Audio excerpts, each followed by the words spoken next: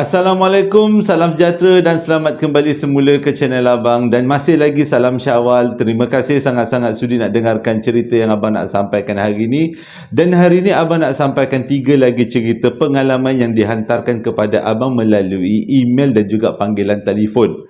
Dan sebelum Abang mulakan cerita, Abang nak minta maaf 2 hari yang lepas Abang ada post video tapi dia punya sound tak berapa bagus dan Abang sudah pun menukarkannya kepada mikrofon yang baru dan Abang pun baru beli kamera yang baru supaya lebih jelas keadaan muka Abang yang bulat-bulat bujur.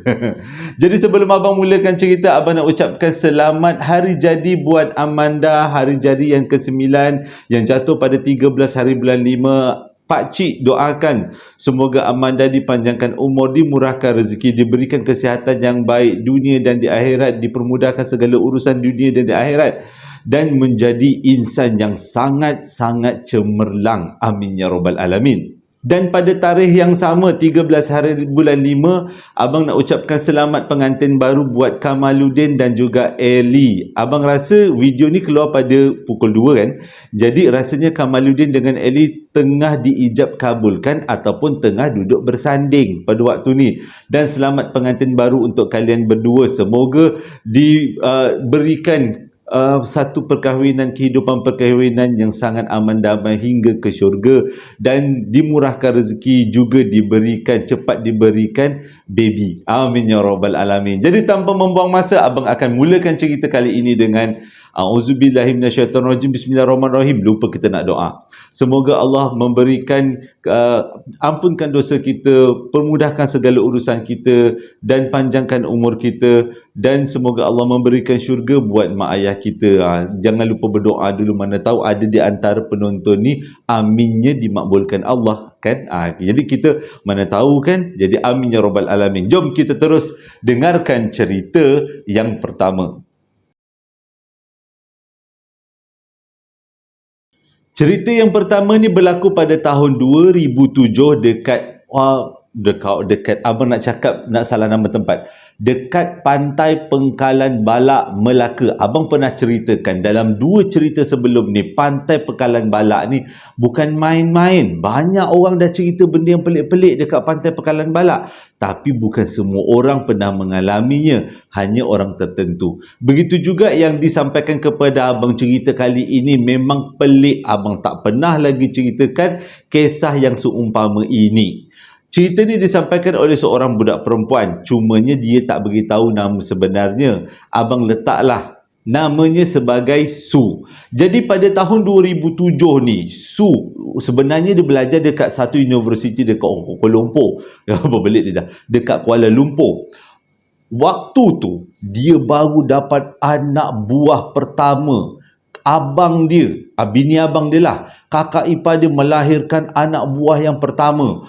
Dan itu menjadi benda yang sangat seronok sangat, kata Su. Abang pernah rasa perasaan tu. Jadi setiap kali Sabtu Ahad dia mesti balik ke Melaka, rumah abang dengan kakak dia, semata-mata untuk tengok anak buah, main dengan anak buah. Kalau orang-orang selatan panggil hagah-hagah anak buah. Jadi itu adalah rutin dia selalu yang baru. Selalunya dia balik ke Melaka sorang-sorang, tapi pada waktu tu dia balik dengan sepupu dia kalau tak silap. Kes ni berlaku waktu tu. Jadi dia kata pada hari kejadian dia pun bertolaklah daripada Kuala Lumpur sampailah dekat Melaka. Kakak dengan abang dia duduk dekat kawasan Melimau. Jadi daripada stesen bas nak masuk ke kawasan tempat abang dia jemput. Memang satu keluarga ni menyambut baby yang baru lahir ni dengan satu berita yang sangat gembira. Jadi pada waktu tu budak ni, baby ni dah pun berumur besar sikit lah, dah lepas pantang. Dia kalau tengok lebih kurang 5-6 bulan lah macam tu. Memang sedap-sedap, tengah sedap-sedap buat main. Jadi pada hari kejadian, bila hari Jumaat, Su dengan sepupu dia lagi seorang sampai dekat Melaka, disambut oleh abang dia. Dan bila besoknya lebih kurang pukul 5, tiba-tiba abang dia bagi cadangan yang menarik. Jom, dia kata, kita jalan-jalan dekat Pantai Pengkalan Balak. Jadi waktu tu Su macam antara pergi dengan tak pergi, rasa macam tak nak kasih pergi sebabnya pukul 5 petang sampai ke Pekalan Balak. Daripada jarak Pekalan Balak nak ke Melimau tu lebih kurang 1 jam jalannya. Jadi dengan kata lain, bila bertolak daripada Melimau sampai dekat Pekalan Balak mesti dah pukul 6. Jadi boleh kata petang dah waktu tu. Memang mengikut budaya orang-orang Asia, baby-baby tak boleh keluar waktu petang. Sebab pada waktu tu adalah peralihan waktu di antara waktu siang ke waktu malam. Dan dipercayai waktu itu memang banyak makhluk-makhluk alam sebelah keluar. Tujuan dia keluar, abang pun tak tahu. Tapi itulah yang diberitahu, peralihan waktu. Jadi pada waktu tu, Su macam tak nak kasih lah abang dengan akak dia pergi sebab ada baby kan. Nak pergi ni berlima ni termasuk baby. Abang, kakak, baby, Su, sepupu dia. Nak pergi berlima ni satu kereta. Sampai dekat sana sasar lah dah petang. Nak kasih ke tidak, nak kasih ke tidak. Tapi si abang ni tengok adik dia datang penat-penat daripada Kuala Lumpur. Jadi tak naklah bagi adik dia duduk boring-boring kat rumah, berguling-guling kat rumah aja. Nak juga dia perkenalkan kawasan-kawasan Melaka. Macam mana pantai Melaka, keadaan Melaka. Walaupun adiknya pada waktu tu 50-50. Nak pergi ke tak, nak pergi ke tak. Dapat pujuk dengan abang, akhirnya satu kereta lah bertolak daripada Melimau sampailah dekat Pekalan Balak. Memang seperti yang dijangka, sampai dekat Pekalan Balak tu lebih kurang pukul 6 petang. Abang terlupa satu bahagian yang penting dalam cerita ni. Sebelum diorang bertolak, pada waktu tu si kakak dengan abang bermesra-mesra buat susu baby. Pada waktu tu Su ada juga tengok abang dengan kakak dia tercuit-cuit sambil buat susu baby. Biasalah anak yang pertama kena, anak yang keenam tak ada cuit-cuit lagi dah. Terus jadi suara macam polis trafik. Itu pengalaman keluarga lah. Jadi Su seronok lah tengok abang dengan kakak ipar dia bermesra-mesra sambil-sambil buat susu anak. Dan susu anak tu diletakkan dalam satu bekas khas untuk mengelakkan daripada susu tu cepat sejuk. Barulah dia orang bertolak daripada Melimau pergi ke Pekalan Balak. Sampai kat Pekalan Balak dah pukul 6. Walaupun dah pukul 6, kalau ikutkannya dah macam remang-remang petang. Tapi ramai lagi orang pada waktu tu. Dia orang pun pergilah singgah dekat satu kedai makan. Dia orang pun makanlah dekat situ sambil-sambil menikmati matahari terbenam.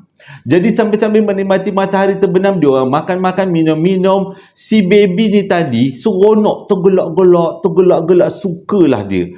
Tapi bila dah mencapai pukul 7 petang, suasana dah betul-betul berubah. Dah ada mega-mega berwarna merah yang pada waktu tu memang sebenarnya dalam orang Asia punya budaya tak elok untuk baby.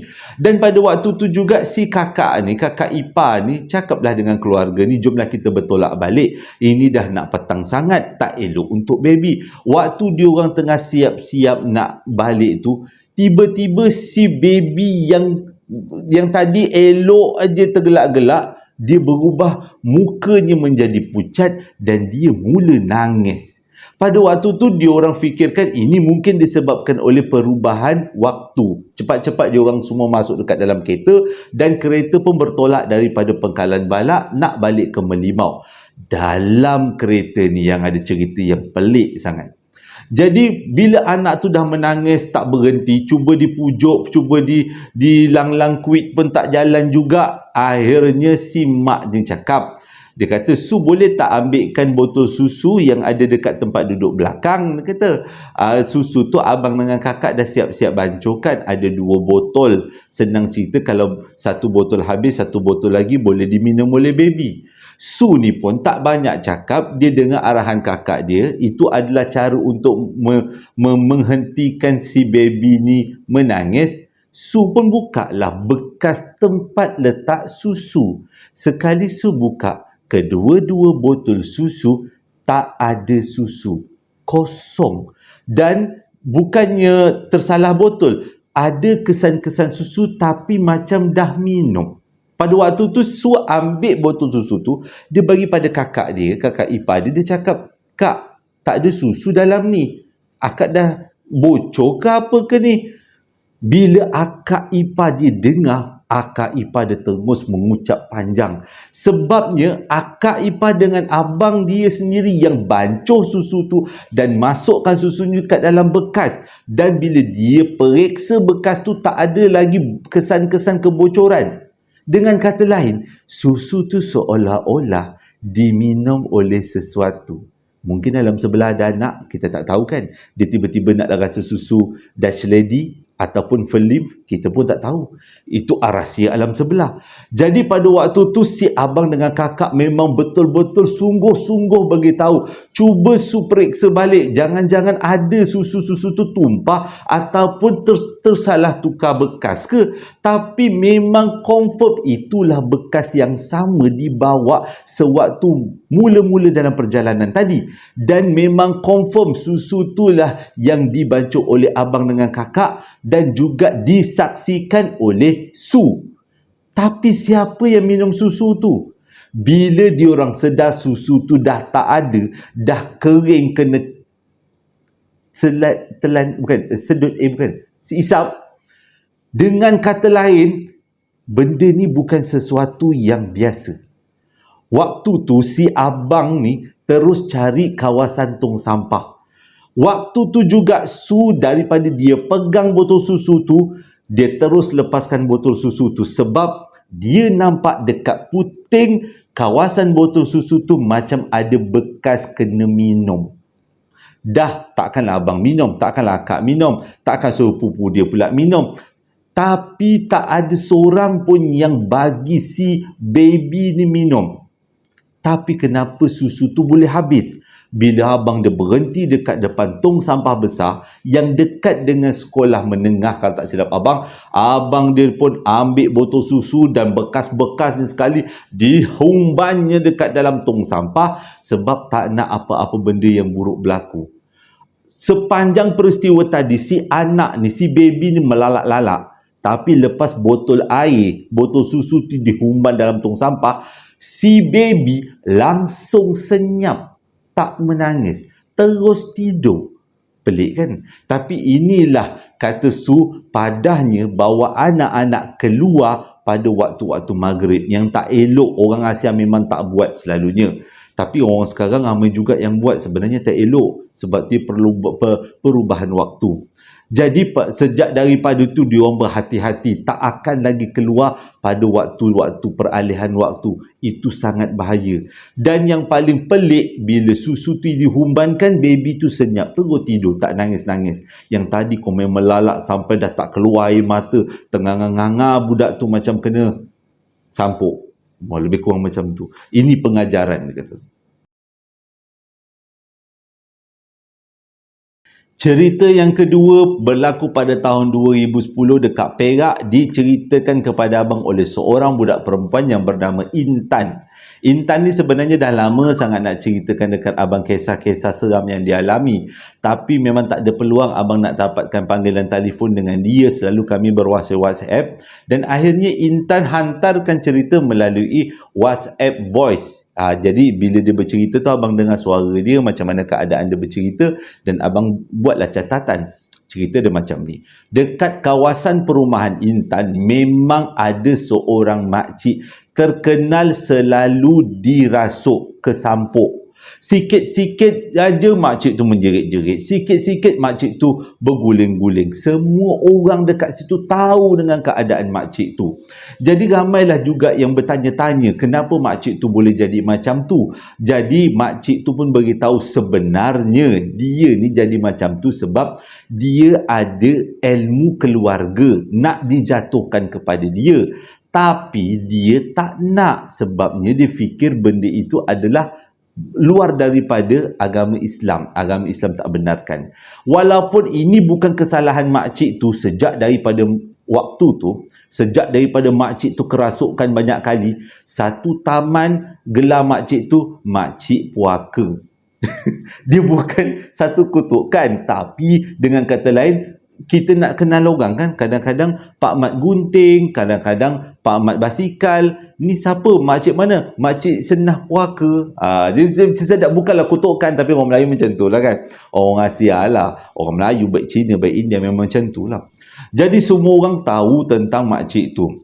Yang si Intan ni pula pada waktu tu masih lagi muda remaja, baru-baru habis sekolah, baru-baru dapat kenal dengan boyfriend. Jadi sebabkan dia ni banyak baru kenal lah, baru bercinta dengan boyfriend dia. Dia pun kerja dekat satu kedai tu, dan setiap kali balik kerja malam-malam dia mesti telefon boyfriend dia. Tapi masalahnya dekat kawasan tu line telefon memang tak berapa nak bagus. Kalau nak telefon kena keluar daripada rumah, sebab waktu keluar daripada rumah lah line bagus.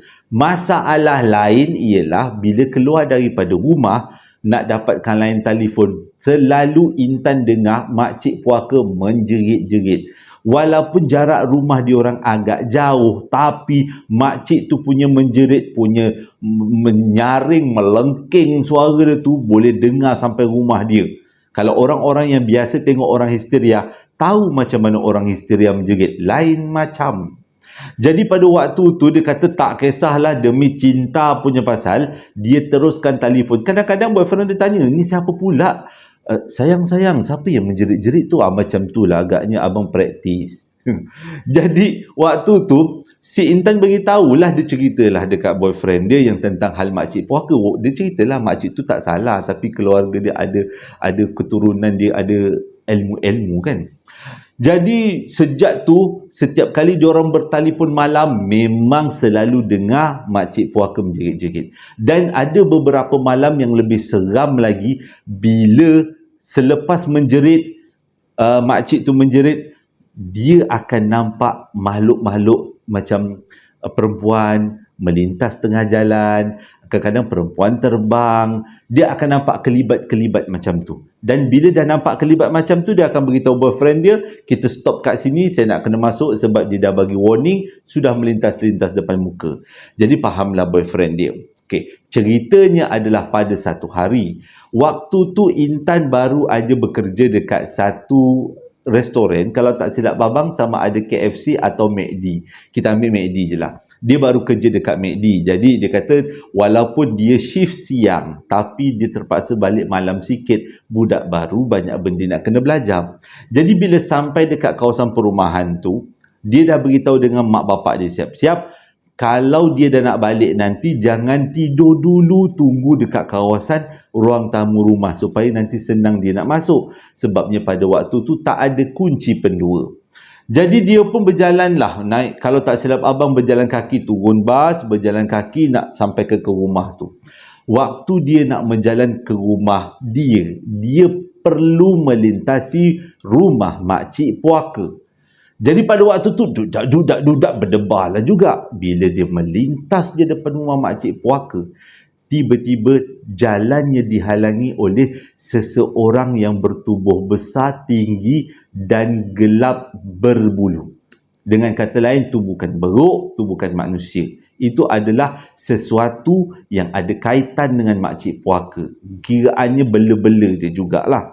Jadi bila dia nampak benda berbulu besar macam tu, dia bukan nak lari ke belakang, dia makan rempuh benda berbulu tu. Dia kata waktu dia rempuh benda berbulu tu memang terasa lain macam lah. Dia terasa lain macam, tapi dah ketakutan sangat, larinya tak boleh nak cakap lah, berlari sekuat hati. Waktu tu muda. Jadi bila sampai dekat rumah, mak bapak dia buka pintu, dia melalak terus. Mak bapak dia tanya kenapa, dia cakap bulu. Dia kata, agaknya dia terlalu takut merempuh orang berbulu tu. Kalau abang kan, abang tak rempuh tau, abang lalu tepi. Tapi mungkin kadang-kadang kita terlalu takut, kita akan rempuh. Dan bila kita rempuh, mungkin pada waktu dia dah terasa kan. Walaupun itu kadang-kadang hanya bayangan. Tapi disebabkan minda kita nampak bulu, macam beruk, bila kita rempuh, kita seolah-olah terasa benda tu. Bila sampai kat rumah, mak dia suruh istighfar. Akhirnya, okeylah, tak ada masalah selepas dia bagi air. Jadi mak dia tanya, mana kau nampak benda Allah tu? Dia terus cakap, dekat rumah makcik puaka. Rupanya mak dia beritahu dah banyak kali orang-orang yang berjalan malam, yang melintas depan rumah makcik puaka, memang dihalangi oleh sesuatu yang berbulu-bulu tu. Cuma orang malas-malas nak heboh, sebabnya bukanlah salah makcik puaka, tapi sesuatu yang berkaitan dengan dia. Cerita yang ketiga ni abang suka. Pelik cerita dia. Tapi abang rasa tahap keseraman dia boleh tahan. Yang orang tak berani ni macam tu lah. Berlaku pada tahun 2018, masih lagi diceritakan oleh Intan. Berlaku dekat Jalan Gelong Pepuyu, dekat Perak. Kalau tak silap daripada cerita ni, macam dekat Perak. Kalau siapa-siapa yang tahu boleh komen dekat bawah. Cerita dia macam ni. Pada tahun 2018, Intan dapat panggilan telefon daripada keluarganya mengatakan maknya meninggal dunia. Luluh hati dia. Waktu tu dia rasa hati dia macam disiat-siat dan terhempas dekat batu, berkecai. Orang yang paling antara yang paling dia sayang tiba-tiba meninggalkan dia tanpa pesan. Waktu tu dia kata dunia jadi gelap sekejap. Dia tak tahu nak buat apa, dia dah hilang punca, hilang arah. Muncul pada waktu tu dia berkawan dengan seorang yang tadi tu kan, boyfriend dia tadi, dia berkawan dengan boyfriend dia. Dan boyfriend dia banyak bagi semangat dan dorongan pada dia supaya dia terus kuat, bagi sedekahkan Al-Fatihah, bacakan sesuatu untuk almarhum mak dia. Dan boyfriend dia juga yang bawa Intan daripada rumah dia menuju balik ke kampung. Dalam perjalanan itulah mengalami satu peristiwa yang pelik dekat Jalan Gelong Pepuyu tadi. Bila Intan dah otak je dah tak boleh berfikir dah. Ceritanya sedih je. Semua memori dengan mak dia mula balik semula. Mula dia ingat semula. Jadi dalam kereta dia banyak termenung. Bila dia banyak termenung pada waktu tu, diorang berdua, Intan dan juga boyfriend dia melalui jalan tu pada waktu malam. Memang itu dah kira darurat kan. Terpaksalah boyfriend bawa sebab si Intan ni memang dah tak boleh nak fikir apa lagi. Waktu melalui jalan tu, Intan banyak menangis. Kita kan pernah dengar kalau orang yang selalu berduka, kita punya perasaan senang diambil alih oleh makhluk alam sebelah. Kalau salah nanti betulkan abang. Jadi kita mudah terpengaruh dengan sesuatu yang, dengan kata lain, kita kena redha dengan apa yang Allah tentukan. Walaupun dia sangatlah berat pesanan untuk abang juga. Mungkin pada waktu tu fikiran Intan terganggu. Jadi waktu fikiran Intan terganggu ni, dia mula-mula tak perasan bahu dia rasa sakit sangat. Mula-mula dia tak perasan. Tapi bila bahunya rasa terlalu sakit, waktu tu dia tengah nangis je. Waktu dia rasa bahu dia terlalu sakit, barulah dia pandang dekat boyfriend dia. Sebab boyfriend dia dengar boyfriend dia baca benda yang macam bacaan-bacaan ayat-ayat suci. Waktu tu dia pandang, dah kenapa pula boyfriend aku baca dalam keadaan bukan seperti nak menghadiahkan kepada almarhum, tapi macam nak menghalau sesuatu. Dia pandang boyfriend dia pandang dia. Boyfriend dia tunjuk tu. Dia buat macam isyarat mulut. Tapi pada waktu tu si Intan macam endah tak endah, dia terus bersandar balik dekat tepi tingkap dalam kereta, terus ingat kisah-kisah lama. Daripada sakit tu dekat bahu, dia pergi ke kawasan dada. Dia kata mungkin disebabkan oleh dia terlalu sedih, jadi perasaan tu terbawa. Pada waktu ni dia dengar boyfriend dia baca ayatul kursi agak kuat dan dia agak macam terganggu. Dia pandang boyfriend dia balik. Dia tanya lagi, kenapa pula? Terus boyfriend dia cakap, pandang keliling, dia kata. Dan boyfriend dia terus lagi baca ayat suci Quran. Tapi pada waktu ni Intan buat bodoh dan dia rasa macam apa yang boyfriend dia cakap langsung tak masuk dekat telinga dia. Dia bersandar semula dan dia terus mengenang kisah lama sambil menangis. Dia waktu tu dia tak teringat nak baca apa-apa pun. Dia ingat nak nangis je. Kali ni boyfriend dia bukan baca ayat kursi slow-slow, main kuat lagi, sampaikan dia rasa dah kenapa. Dia macam-macam seolah-olah macam mengejek-ngejek dia lah waktu tu perasaannya. Dia pandang boyfriend dia sambil tanya, kenapa awak baca kuat-kuat? Boyfriend dia pun cakap, pandang dekat tingkap, pandang keliling, baca apa benda yang patut. Patutnya boyfriend dia patut beritahu lah sebenarnya pelaku. Tapi boyfriend dia tak buat macam tu. Dia terus cakap macam tu, pandang keliling, istighfar, baca sesuatu.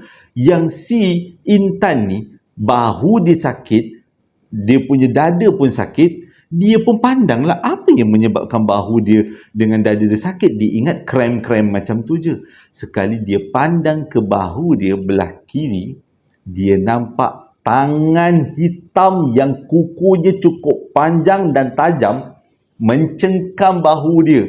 Waktu tu baru dia tahu benda tu telah kacau dia. Jadi disebabkan dia untuk dah tak tahu nak buat apa, dia pun menjeritlah pada waktu tu, dah sasalah menjerit pada waktu tu. Allahu Akbar, Allahu Akbar, Allahu Akbar. Agaknya dia baca Allahu Akbar tu kuat-kuat, banyak kali, laju-laju pula tu. Slow-slow, tangan yang mencengkam dekat bahu tu dilepaskan, dan Intan nampak tangan tu melepaskan daripada bahu dia, terlepas daripada bahu dia. Dia nampak, bila dia nampak tangan dia dilepaskan, bahunya dilepaskan, lagilah kuat dia baca Allahu Akbar. Dengan kata lain, apa yang dia baca tu memang dah betul lah. Allahu Akbar, Allahu Akbar, Allahu Akbar. Sambung, boyfriend dia pula Allahu Akbar, sama-sama lah dia membaca Allahu Akbar, dan hilang tangan tu dari pandangan. Pada waktu tu marahlah dia pada boyfriend dia. Lain kali bagi tahulah, orang dah tengah sedih ni, bagi tahulah yang kena kacau. Boyfriend dia cakap nak bagi tahu, tapi macam seram nak bagi tahu tu, macam tak sampai hati, sebab Intan tengah sedih pada waktu tu kan. Jadi dia kata nak bagi tahu tak jadi. Dia minta Intan sedar sendiri, tapi Intan tak sedar, dia lebih kepada sedih. Akhirnya sampailah diorang semua ke rumah Intan, dan Intan menjalankan tugas sebagai anak, sebagai tugas-tugas terakhir, melayani almarhum mak dia.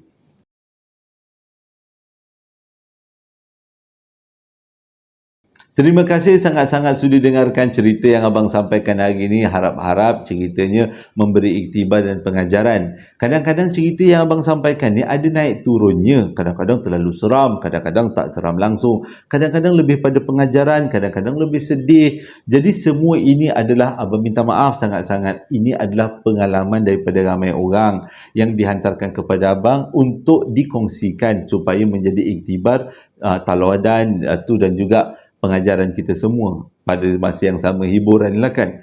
Jadi itulah abang minta maaf kalau ada kalanya cerita abang kadang-kadang takut, kadang-kadang tak. Jadi itu adalah pengalaman yang dikongsikan. Terima kasih pada semua yang menghantarkan cerita.